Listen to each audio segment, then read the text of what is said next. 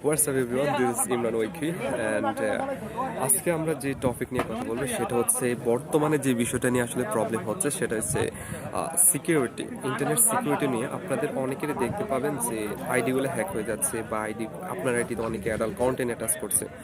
সেগুলো থেকে নিজেদেরকে সেফ রাখার জন্য অবশ্যই আপনি 3টি স্টেপ ফলো করবেন। নাম্বার 1, আপনার অ্যাকাউন্টটাকে 2 স্টেপ ভেরিফিকেশন করবেন। নাম্বার 2, আপনার অ্যাকাউন্টে মেল এবং নাম্বার অ্যাড করে রাখবেন। নাম্বার 3, অবশ্যই আপনার অ্যাকাউন্টের লগ ইন সিকিউরিটি মাঝে মাঝে চেক করবেন।